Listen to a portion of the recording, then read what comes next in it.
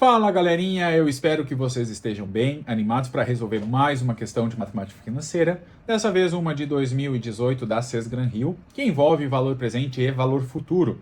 É uma questão um pouquinho difícil de resolver, não é tão simples assim, mas aqui a gente vai resolver com calma e nós vamos supor que nesse momento nós estamos em janeiro de 2018, embora eu esteja gravando em 2025, mas nós vamos supor que o momento atual é em janeiro de 2018. E nesse momento, janeiro de 2018, nós temos uma dívida de 20 milhões de reais. Eu vou frisar essa informação aqui, só que ela não vai ser paga no momento atual, ela vai ser paga por meio de duas parcelas anuais, uma que vai vencer um ano após, em janeiro de 2019, e essa parcela vai ter o valor de 12 milhões, e um ano depois ainda, em janeiro de 2020, no valor de 14,4 milhões de reais. Se vocês somarem os valores das duas parcelas, vocês vão observar que vai dar 26,4 milhões, e é 6,4 milhões a mais do que o que foi emprestado ali, que é de 20 milhões. Então nós temos juros embutidos nessas parcelas. E o objetivo aqui é determinar qual é essa taxa de juros. Então a gente vai querer a taxa de juros anual que foi cobrada ali por esse empréstimo ou por esse parcelamento da nossa dívida. Eu já adianto para vocês que eu não vou utilizar os valores milhões ali no meio, vou utilizar valores proporcionais, porque eles poderiam ser simplificados no meio da conta. Então eu vou utilizar os valores 20, 12 e 14,4, até porque o valor da taxa de juros ali aplicado nesses valores proporcionais vai ser equivalente. Então, assim, eu vou utilizar uma maneira um pouquinho mais simples do que escrever esses números muito grandes aí. Então, eu vou colocar aqui no dia de hoje, eu tenho uma dívida de 20, que vai ser paga em uma parcela daqui a um ano de 12, e daqui 2 anos numa parcela de 14,4. E essas duas parcelas são valores futuros que eu preciso voltar para o presente desconsiderando os juros que já estão embutidos. Então eu vou ter que transformar aqueles valores futuros para valores presentes ali para determinar qual é a taxa de juros, sabendo que no momento que nós desconsideramos a taxa de juros em um ano da primeira parcela e de 2 anos da segunda parcela, a soma desses dois valores precisa me dar o valor atual da minha dívida, que é 20. Como eu estou querendo descobrir qual é a taxa de juros anual, eu vou observar que na primeira parcela houve a aplicação de uma vez a taxa de juros, já na segunda parcela houve a aplicação de 2 vezes a taxa de juros.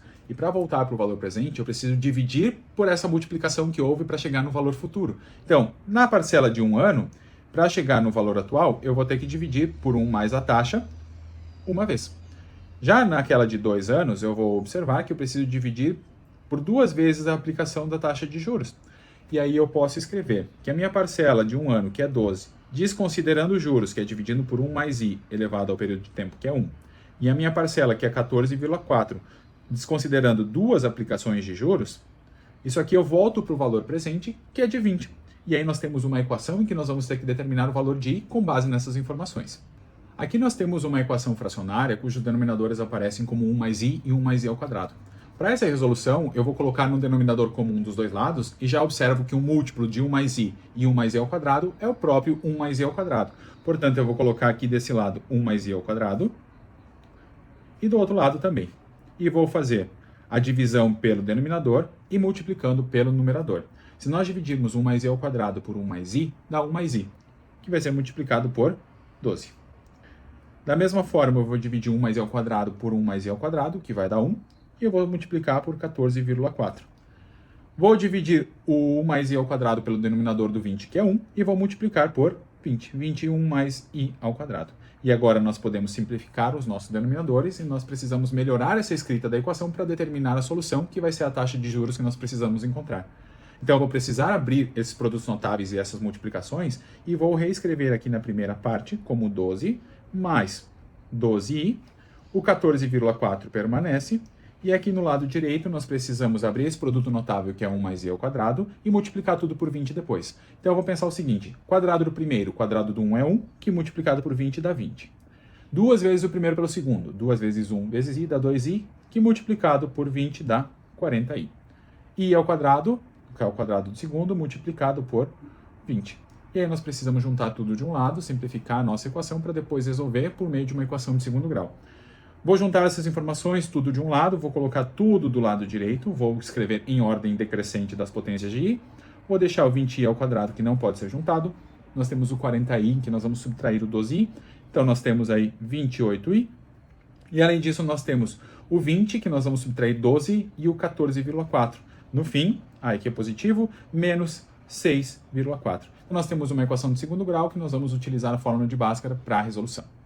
eu já reescrevi a nossa equação de segundo grau na variável i aqui em cima, e agora eu vou utilizar a fórmula de Bhaskara para a resolução. Então eu vou escrever e menos b menos 28, mais ou menos raiz quadrada do b ao quadrado, 28 ao quadrado, menos 4 vezes o a, que é 20, vezes o c, que é menos 6,4. Tudo isso dividido por 2a, que é 2 vezes o 20.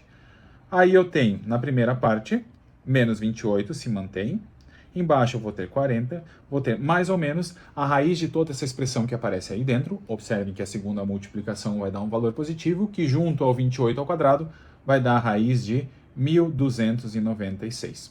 E aí nós vamos utilizar essa raiz aí, que vai ser 36. Vou colocar aqui menos 28, mais ou menos 36 sobre 40. Como o b já é negativo e a nossa taxa de juros não pode ser negativa, eu não posso utilizar o menos 36 e para isso eu só vou utilizar o mais 36, que vai dar uma taxa de juros positiva. 28 mais 36, tudo isso dividido por 40.